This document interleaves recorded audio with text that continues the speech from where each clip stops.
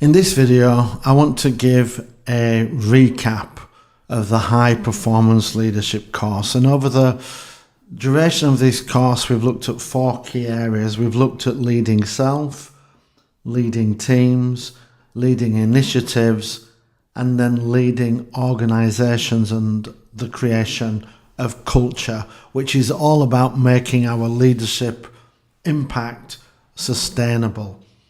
So let's start with leading self. And we talked about as leaders, there's a 5-stage journey that leaders need to go on. And we start as informal leaders, where we are leading without opposition, and it's just about us setting the example. Then we've got the hands-on leader, where we are going to be a team leader. We're part of the team, probably still contributing or leading a small team. Then we make that jump to the expert leader phase, where we're now leading larger teams and we are an expert in the area that we're looking after. And that might be that we're an expert in the technical domain. We might be excellent at databases and now we're managing multiple database teams. Or it could be that we're an expert in finance and we're looking after the finance department.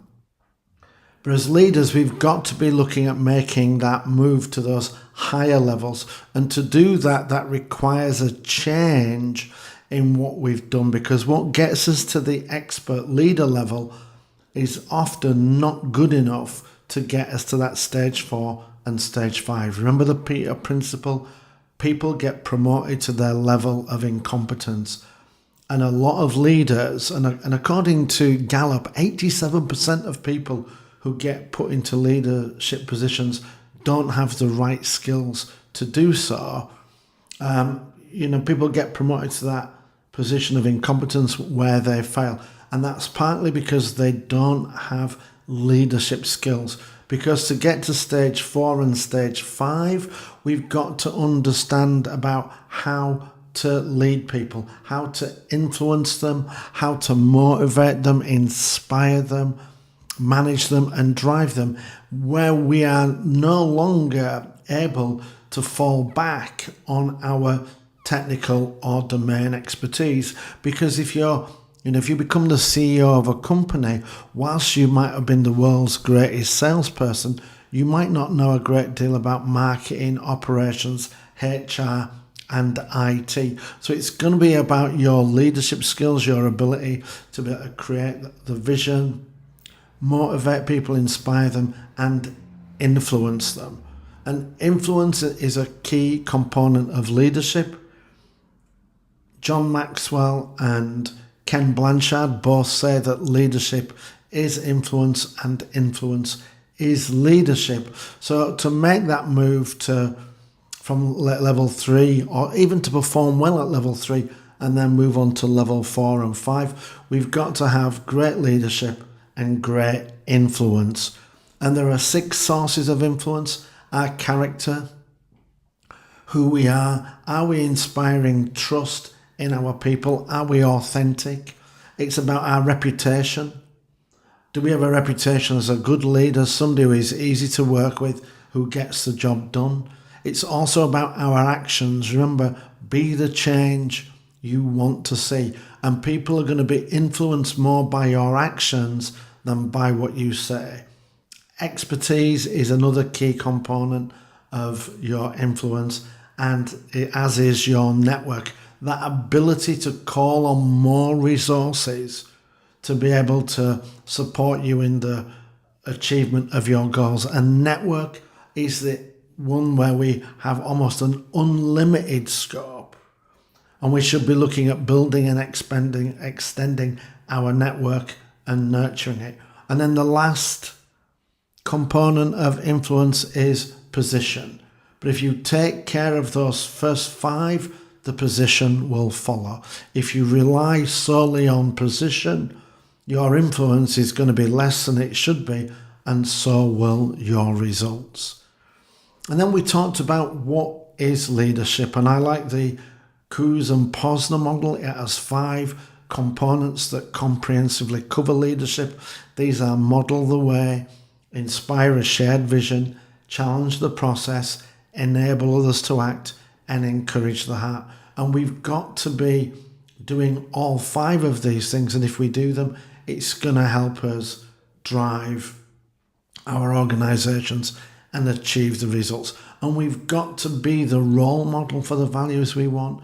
We've got to be able to sell our ideas and our vision to our teams. And we do that by making it relevant to them, both in terms of beneficial to them, and also it might be aspirationally better for them. Remember Maslow's hierarchy of needs? People want to feel that they've got a strong sense of achievement. So if we can create a vision that has that esteem attached with it, that's going to work. And as leaders, we've got to be constantly challenging the process, especially to achieve high performance, because we've got to be constantly raising the bar and pushing our teams, challenging the norms of what has been achievable before and moving them forward. And then it's about enabling them to act, putting them in a position where they can be successful, and then encouraging the heart through recognition.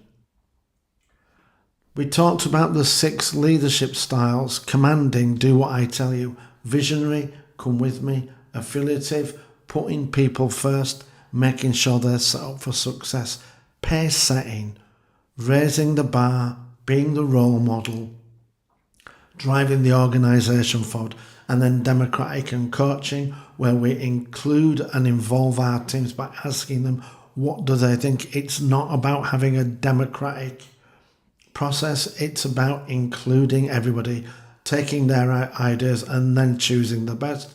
And coaching, helping to develop our teams and our organisations, nurturing them and helping them to be better. And we've got to master all 6 of these, because we've got to be able to use the right tool at the right time to get the optimal result.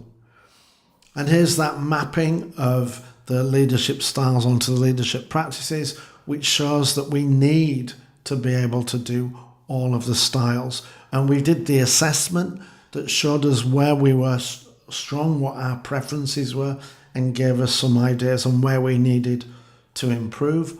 And then we talked about high performance leadership and how that we really need to be strong in the pace setting, democratic and coaching. And you can't just pace set. You can't just say to people faster, faster, faster, faster, faster. Because at some point, if they don't know how to achieve it, they're going to become frustrated, demotivated, and disengaged. So as we raise the bar, we have to be asking them, how do you think we could achieve this? And if they can tell us, awesome. If they can't, then we have to be coaching them and helping raise them so that they can achieve the new goals. We also talked about leaders as coaches and the 3 different types of coaching: teaching, mentoring, and coaching. Teaching is you solving the problem for your team.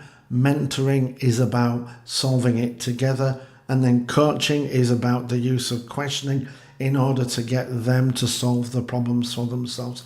And it's the coaching in this green sphere that is the one that has the most long-term benefit and impact and is the most developmental. We talked about coaching models and we talked about the GROW model. Very simple model, easy to use. It's basically a gap analysis. What do you want to achieve? Where are you now? What are the options? What are you going to do? And we need to be working with our teams to understand what it is they want to achieve, and we want to get clarity in and around that. And then we want to be understanding where they are, what have they tried, what's worked, what's failed, and then look at the options. What could they do? What are the opportunities? What are the things that might block them from progressing? And then helping them to decide what is the best approach, the one that they have most confidence in, and then encouraging them to take that approach to try and improve and achieve the goal. We also talked about empowerment. We want our teams to be empowered, and the Merriam-Webster definition of empowered is people with knowledge, capability and confidence. And more often than not, our teams have the capability and the knowledge, and it's about building confidence. If you want empowered teams, you've got to build confidence in yourself as a boss. Their confidence in you as a boss, confidence in themselves, and also create that safe environment so that they're prepared to take on challenges, take a little bit of risk, knowing that if it doesn't work out as well as we would hope, they're going to be supported in resolving and improving the situation rather than blamed, criticised and belittled, because when we do that, that disempowers people.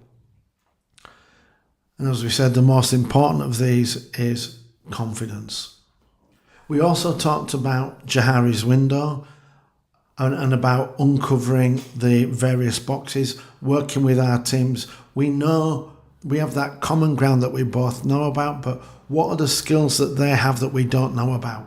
What's that hidden capability that we could leverage? What is it that we see in them that they don't see, which we could show to them that might give them that confidence and might help them stretch and move forward? Because we want to get our teams out of their comfort zones, and we need to be telling them, I think you've got this, and then showing them why by demonstrating the skills and capabilities. And then lastly, we want to be digging into that bottom quadrant. It's the things, the capabilities they have that we don't know about and they don't know about. And that's going to come through questioning, providing opportunities and encouraging our teams to try new things, even if we don't know whether they're going to be able to do them, because we never know about the capabilities we have that are unknown. And we're only going to be discovering that through trial and error. We then talked about employee engagement, and if we want to be high performing leaders, we need to have highly engaged teams, and only 32% of people are engaged according to Gartner. And what we've got to do is we've got to understand what is causing the actively disengaged people to be disengaged, and if it's a lack of resources, clarity, tools, time, skills, we need to provide it to them. And if it's they just can't be bothered, then maybe we try to motivate them, but if we can't, we might have to let them go. And then it's about working with the people that are not engaged and getting them onto in line with our mission, vision and strategy, so that we can then start to have everybody rowing in the same direction. And when we can do this, highly engaged teams can deliver 200% more productivity than regularly engaged teams. And that's what we've got to be looking for. As high performance leaders, we've got to create highly engaged teams. And 6 things every team wants from their leader: clear direction, a safe environment, set up for success, the space to be successful, don't micromanage people, give them support when needed, and then give them good feedback, praise and recognition for a job well done, or feed forward on what they need to do better going forward. We also talked about emotional intelligence and why emotional intelligence is important for us as leaders to be able to make that connection with our teams. We need to have empathy so we could understand the resistance that may be coming from them and put ourselves in their shoes. We need to have the social skills to be able to make the social connections, to be approachable, to make our teams feel comfortable in our presence and feel safe and secure. We need to have self-awareness. The more self-aware we are, the more we'll be able to make sure we don't fall into being arrogant, pompous, and self-centered. And we need to know how we are perceived by our teams. We also need that self-regulation to be able to control our emotions. Make sure that we respond rather than react, because responses are always better than reactions. Reactions are immediate. Responses allow us time to think and then to act. And we're always going to get a better outcome if we make the right response. And then lastly, we need to understand about self-motivation and the motivation of our teams, because highly engaged teams, we get them there through motivation, and that starts by being motivated ourselves. We also talked about leadership effectiveness, and if we want to be more effective, we've got to be looking at where are we spending our time in managing, firefighting, in coaching, clienting, and leading. And coaching is about developing more firefighters. Clienting is about bringing more resources available to help us. And then leading is about fire prevention. And the more we lead, the less we have to manage. The more we coach and client, the more resources we'll have available to us, and the better those resources will be to be able to deal with the issues that we're looking for. And if we can lead more and manage less, it's going to be less stressful in our environment for us, for our teams, and we're going to be more productive. So we've got to take that step back. Majority of people, when we first do this assessment, are spending 70% of their time in firefighting. Firefighting can be intoxicating. And what I mean by that is it can be enjoyable, because it's great to, think, wow, I put this fire out today. But we're going to be much more productive if we can be focused on fire prevention, and we can develop our team so they can take care of things. So that's going to allow us to put more fires out. And if we've got that strong network that we can draw on, it's going to allow us to deal with some of those bigger fires that we might not be able to deal with ourselves. So we need to be looking at where are we spending our time, and then start to be proactive in leading more, clienting more, coaching more, and managing less. And one way to do that is through delegation.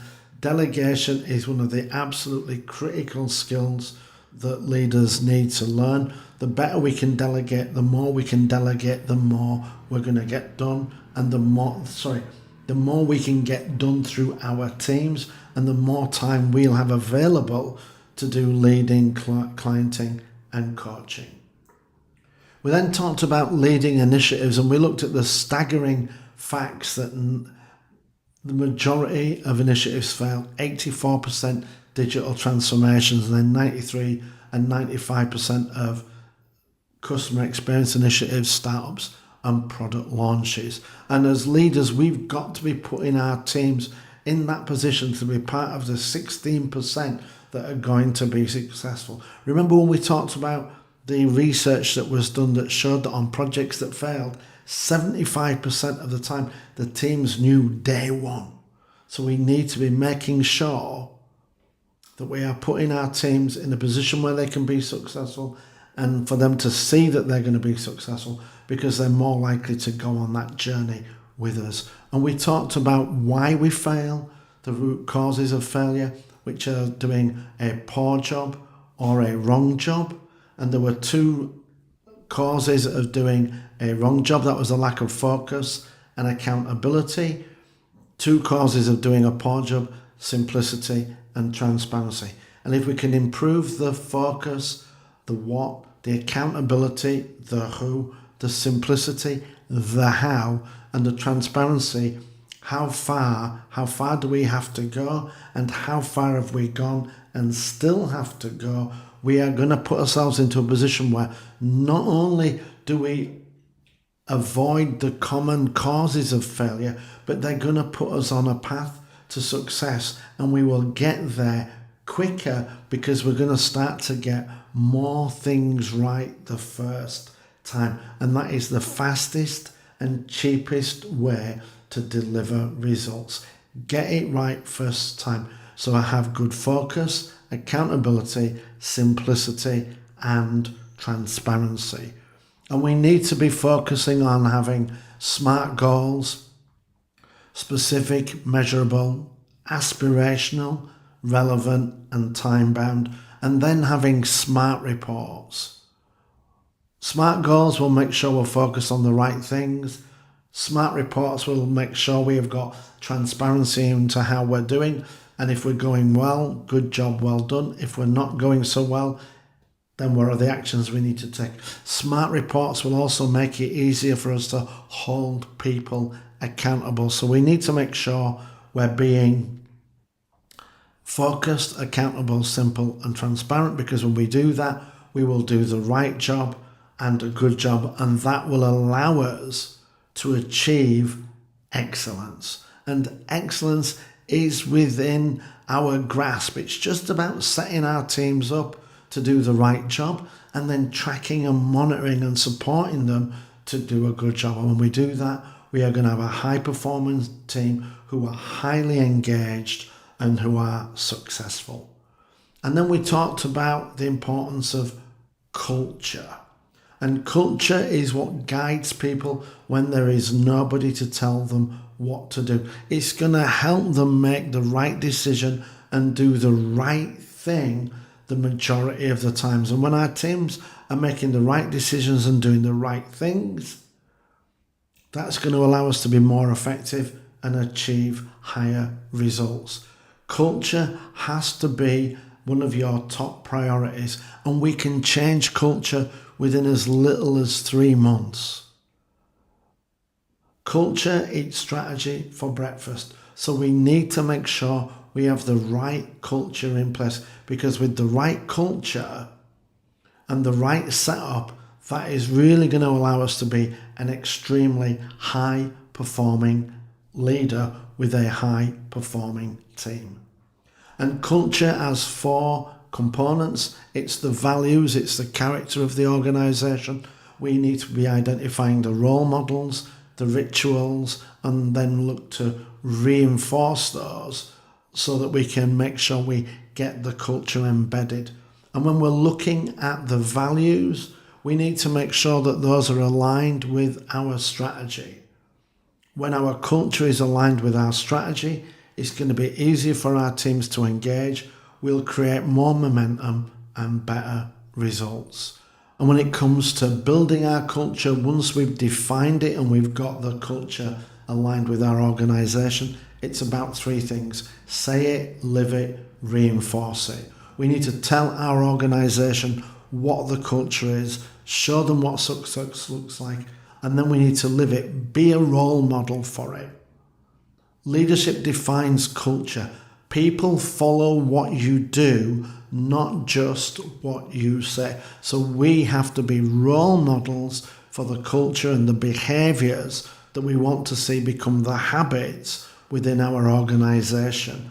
And then we need to reinforce it. And we do this through the rituals and by praising and recognizing people who are living the culture. And when we do that, that's going to help us to create a sustainable, high-performing culture. And then it's about recognition. Delegation is one of the key skills that leaders need to learn, master, understand. And then I would say the second most important is about recognition. We've got to become chief recognition officers. What gets recognized gets repeated. Our teams crave recognition.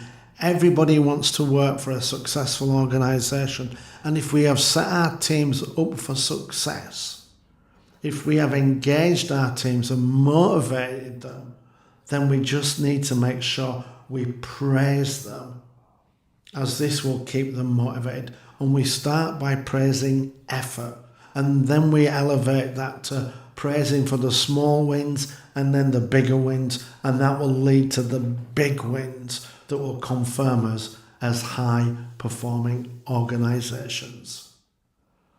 So that's my high performance leadership course. I hope you've enjoyed it, and I hope that you'll look at your action logs and start to identify the things that you need to do in order to become a high performing leader.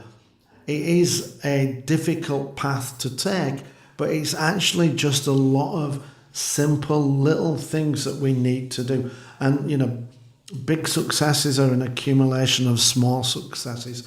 So if you start to implement these things that you've learned on this course, you'll start to see the positive results, the benefits, and it will start to see you become a high-performing leader who is going to be in demand, who's going to get good opportunities, who will get paid the big bucks.